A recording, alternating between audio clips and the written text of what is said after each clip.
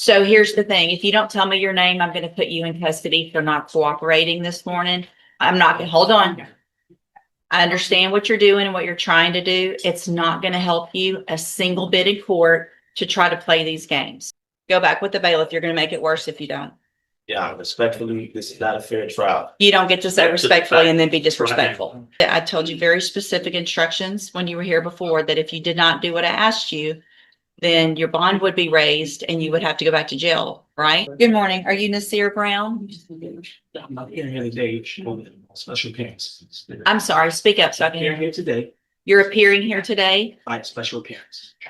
Okay, what is your name? I'm a third party intervener on behalf of artificial legal entity, not said right. Okay. At one point in your, at some point in your life prior to being this third party, were you Nasir Brown? No, You're not him. I'm a third party intervener. So here's the thing. If you don't tell me your name, I'm going to put you in custody for not cooperating this morning. I'm not going to hold on. I understand what you're doing and what you're trying to do. It's not going to help you a single bit in court to try to play these games. That's relative. So are you Nasir Lewis Brown, or have you been him at some point in your life or not? Yes. Okay. So I'm going to call you by Mr. Brown because I'm not going to say all the words that you just said because you have now identified yourself as Nasir Lewis Brown. And so, Mr. Brown, this is your initial appearance and you have two cases. And cause number 26, I just asked you not to speak over me. So here's the thing, Mr. Brown. I'm going to be very patient. And at the child subject matter jurisdiction, going on record. Your challenge of the subject matter jurisdiction is overruled. Let me go through what I need to go through, okay? So this is your initial appearance, your first day in court. I'm required to go through what you're charged with by indictment.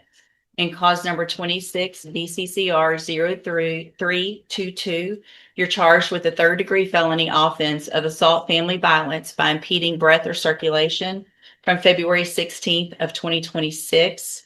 And then in cause number 26, DCCR 0323,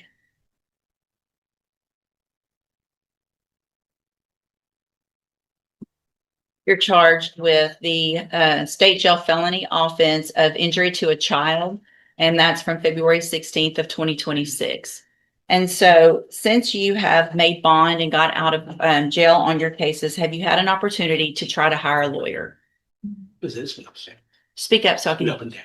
It's been up and down? Yes. Okay, so here's what I'm going to do, Mr. Brown, is I'm just like everyone else. I'm resetting your case about 30 days to give you some time to try to hire a lawyer.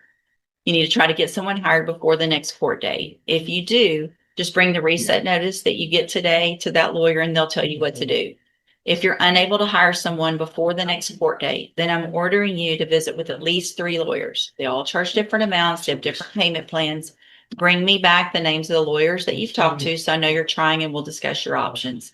If you don't do that, then when you come back, you run the risk of me raising your bond for not following that court order and you would go back to jail. Do you understand? I'm sorry? Overstand. Say it again. Overstand. You overstand? Yes. Okay. What does that mean? Overstand. Do you understand what I'm saying, sir? I'm blind.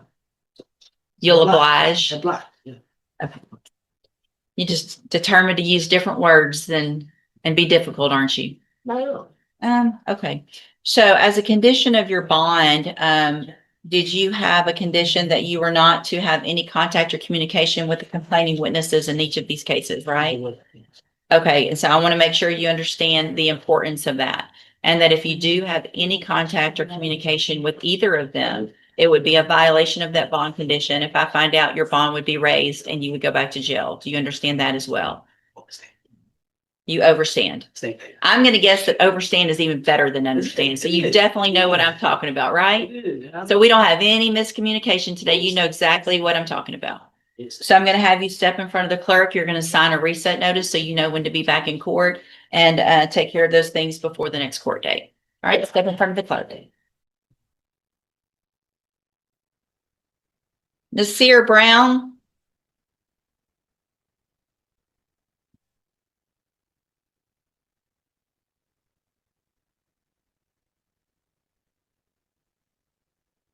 Are you Nasir Brown? I'm sorry. We were here before. You've been here before, but you have to speak up where I can hear you. Executing beneficiary of the trust in hand. Of the trust of what? Of the trust in hand, yeah. Of the trust in hand? Whose Yes. hand? What trust? The execution. Did you bring a copy of it? I wasn't able to get to the copy. I do have. Take the glasses off. I need to see your eyes, please. These are my prescription glasses. That's okay. So I'm having a hard time understanding you. You need to speak up and speak clearly so that the record can be clear.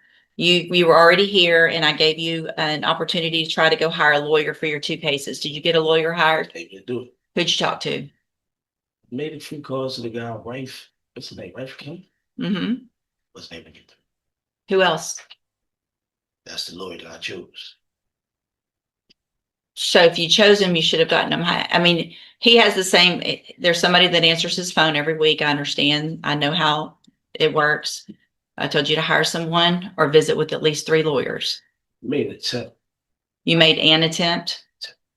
Okay. Did you go see Mr. Kimler? Did you make an appointment? Able to do that. Why not? I'm not in a position to go back and forth in front of a lawyer that's in this state that I'm not from. This is foreign age. So here's the thing, Mr. Brown, I told you very specific instructions when you were here before that if you did not do what I asked you, then your bond would be raised and you would have to go back to jail, right? No. Yes, that's exactly what I say, because you've heard me say it probably 8 times already this morning. So at this time, Mr. Brown, because you did not do what I asked you to do or what I ordered you to do, I'm going to raise your bond. Challenge subject matter jurisdiction. That's overruled. Listen, Mr. Brown, I'm raising your bond to $100,000 in each of your cases for not following the court order. Go back with the bailiff. Go back with the bailiff. Go back with the bailiff. You're going to make it worse if you don't. Yeah, respectfully, this is not a fair trial. You don't get to say respectfully and then be disrespectful. Go back with the bailiff. She started. Don't make me lay hands on you, Why would you lay hands on me? because you're not doing what I'm telling you. Now go. Mr. Brown, She go you back. need to go back with the bailiff. Right now, I've raised your bonds. You have to go with the I am not bailiff. a threat to any officer. You through in, Judge? Yes, I'm through. I am not a threat to any officer. Let's go. Why are hands on me? Yeah. Why are I hands told being you, I told you I was gonna put hands on you. Why are hands being put on? Y'all see this on the camera? Stand right there, put your hands on the wall.